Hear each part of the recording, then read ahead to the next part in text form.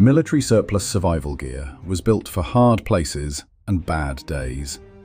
From the Alice pack to the USGI poncho and the little steel entrenching tool, these are the field-tested items that helped soldiers stay dry, warm, fed, mobile, and alive. We start our list with core, carry, and loadout. First up, core carry systems. This is the gear that carried everything else, from water and rations to spare socks and shelter.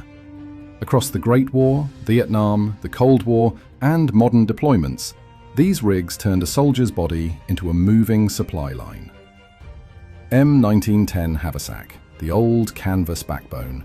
Its cotton duck body, meat can pouch, and blanket roll straps let infantrymen carry rations, a shelter half, spare clothes, and mess gear in one tight load. In muddy roads and long marches, it was slow to pack, but it kept the essentials close. The M1936 musette bag, lighter and smarter. Designed with web straps and a square flap, it gave paratroopers, officers, and scouts a more compact field bag than the older haversack. It rode high on the back, like a little cargo box, making it useful in vehicles, rough hills, and fast movement. M1956 load-carrying equipment, the Vietnam-era bridge system. Heavy cotton canvas webbing, metal keepers, and a wide pistol belt spread weight around the waist and shoulders instead of hanging it all from one pack. In wet jungle patrols, that mattered, because soaked gear became twice as cruel. Next up is the LC2 pistol belt and suspenders. Built from nylon webbing with metal eyelets and quick-adjust straps, it became the heart of late Alice loadouts. Troops valued it because canteens, ammo, first aid, and tools stayed on the body even when the rucksack came off. The Alice butt pack, small but surprisingly important. This little nylon field pack carried chow, socks, gloves, poncho stakes, or odd bits that had to stay handy. Soldiers treated it like a field toolbox on the lower back, especially useful on short patrols and cold halts. Alice medium pack, the classic workhorse. Its nylon body, external frame, and 3 outside pockets gave patrol troops a simple way to haul rain gear, rations, and sleeping kit without too much bulk. A nightmare if packed badly, but brilliant when packed right. Then there's the Alice large pack, taller, roomier, and built for heavier existence loads. It gave infantrymen more space for winter layers, extra food, and sustainment gear over long movement routes. In mountain wind or frozen ground, that extra volume could mean comfort or survival. The Molly 2 fighting load carrier, a modular chest and belt platform. Rows of webbing let soldiers place pouches where the mission demanded, whether for water, medical gear, grenades, or tools. It was less like old web gear and more like building a field rig out of blocks. The Molly 2 assault pack, short range and sharp. With about 2,000 cubic inches of space and hydration compatibility, it was made for a day's essentials, not a week's burden. Recon elements and vehicle crews liked that balance when speed mattered more than bulk. After that comes the Molly 2 rucksack. Its molded frame, sustainment pouches, and 4,000 cubic inch body were built for the long haul. On dusty roads, snow lines, and bad hill climbs, it carried cold weather layers, sleep systems, and life support gear with less wobble than older packs. British place webbing, one of the smartest belt order systems ever issued. Built-in IRR-coated cordura with a yoke, ammo pouches, and utility space, it kept water, rations, and essentials accessible while crawling, marching, or dropping into the prone. British troops loved it because it stayed usable under real abuse. The British Bergen, the giant of surplus packs, usually seen in DPM nylon with zipped side pouches and a huge internal volume, it was built for marching order, not comfort. Yet on moorland, forest tracks, and long tabs, it swallowed sleep kit, wet weather gear, and days of supplies without complaint. Next on the list is shelter gear. Exposure ends people fast. Shelter gear is what kept soldiers from becoming cold, soaked, wind-beaten wrecks when the weather turned ugly. Some of these items are simple sheets of fabric. In the field, they acted like portable roofs, blankets, walls, and lifeboats. USGI Poncho, one of the smartest pieces of field kit ever issued. Made from coated nylon with hood snaps and grommets, it worked as rain gear, tarp, ground sheet, pack cover, or improvised litter. In a wet forest, it was a pocket shelter. The shelter half, better known as the pup tent. Two soldiers buttoned their halves together to make a tiny canvas home, low to the ground and simple to stake out. It was cramped, drafty, and old-fashioned, but it kept wind and rain from winning outright. The poncho liner, the famous whoopee. Lightweight nylon shell, polyester batting, quilted stitching, and tie cords made it a simple insulation layer that trapped warmth without much weight. In cold bivouacs, soldiers wrapped up in it like it was borrowed heat. Another one is the wool blanket. Thick wool kept insulating even when damp, which is why armies trusted it for generations.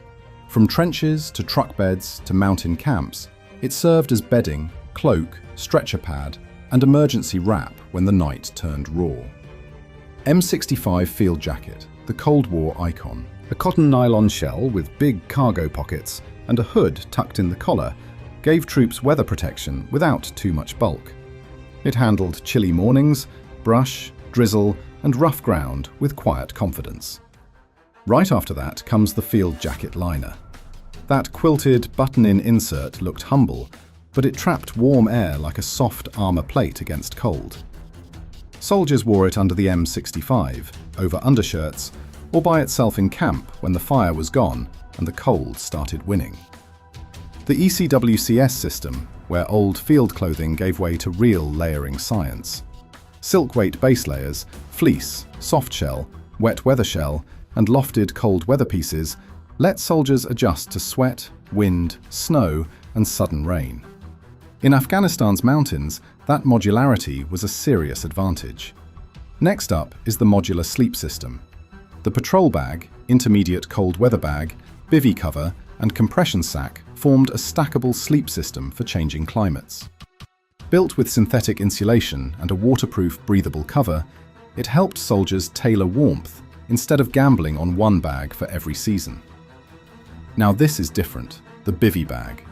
Whether in US bivvy covers or British Gore-Tex bivvy bags, the idea was the same. Put a weatherproof shell around the sleeping bag, cut wind, block spray, and keep a cold bivouac from becoming a soaked nightmare. Vapor barrier boots, the famous Mickey Mouse boots and bunny boots. Thick rubber, trapped air, and a valve system made them look cartoonish, but they were built for brutal cold. In snow, ice, and frozen mud, they kept feet alive when leather boots would simply surrender. Mucklucks, soft and specialized. These cold weather boots used fabric uppers, felt or wool insulation, and roomy construction to preserve circulation in deep cold. Arctic troops respected them because warm feet start with dry airspace, not just thick leather. Moving on to water, fire, food, and the tools that solved the field's hardest problems. Now the list shifts from protection to problem solving. This is the gear that gave soldiers the ability to drink, boil, dig, cut, open, and cook under pressure. When water ran low, when the ground turned to stone, or when wind crushed a weak flame, these items mattered most. M1961 1-quart canteen, the basic water brick. Made from olive drab polyethylene with a screw cap and nesting shape, it slipped into a belt pouch and rode with the soldier all day.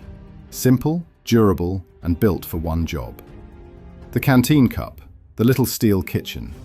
Usually stainless steel with folding wire handles, it nested around the 1-quart canteen and let troops boil water, heat soup, or make coffee over a small flame. That made it especially useful on cold halts. The insulated canteen cover, often ignored until weather got serious. It protected the 1-quart canteen from heat gain, cold loss, and minor bumps, while keeping the cup and purification tablets together. On long patrols, that meant water stayed accessible instead of turning into a forgotten burden. The 2-quart collapsible canteen, built for longer dry stretches.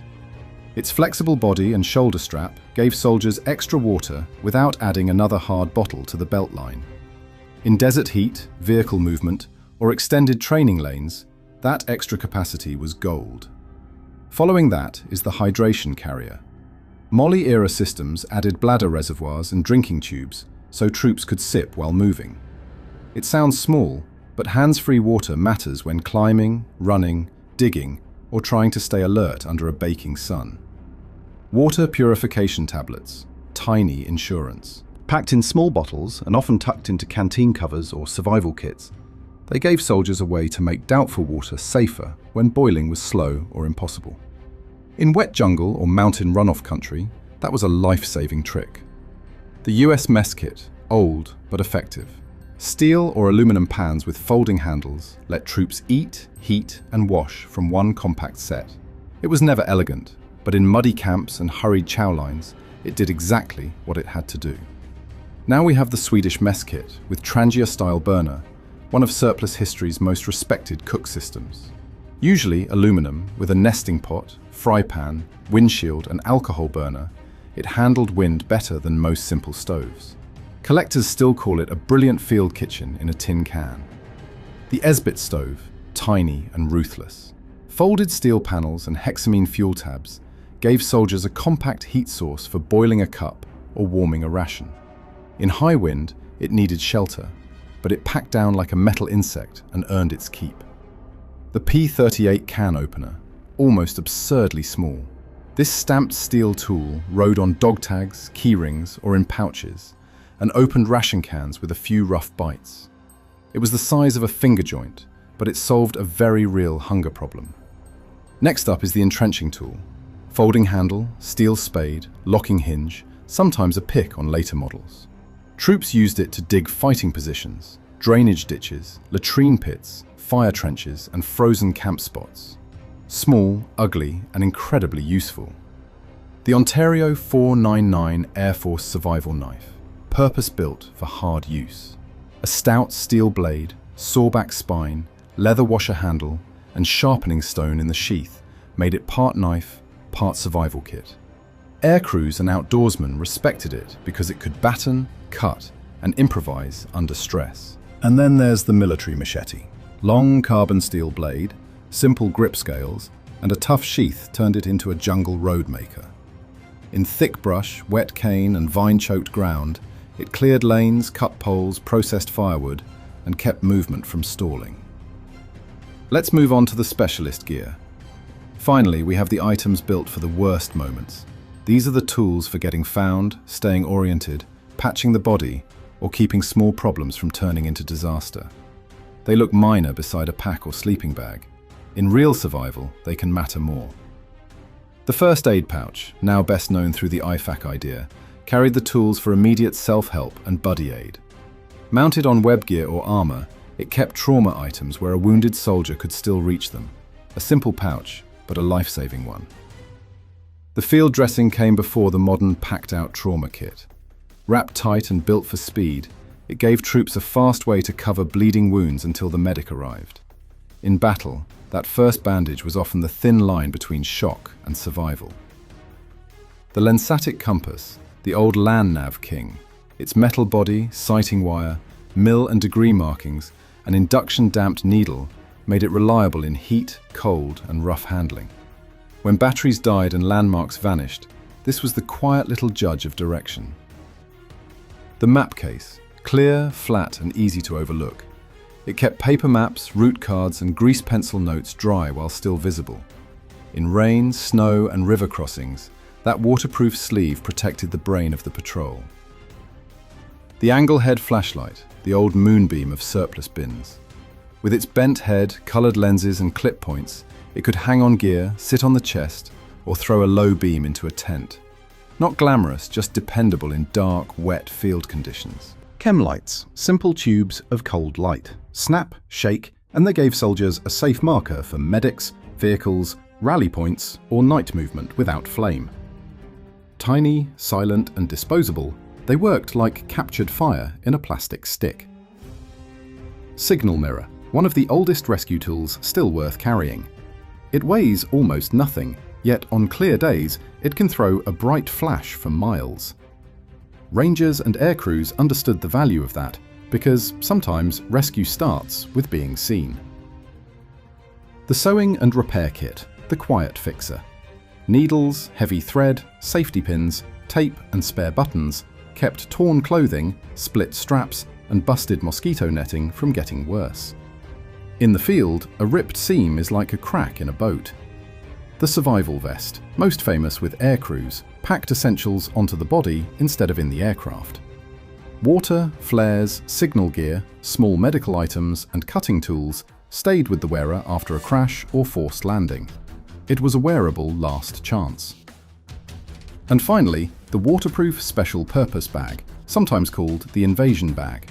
Made from rubberized canvas and designed to shield sensitive equipment during amphibious landings, it also found use in jungles and surf zones where ordinary packs failed.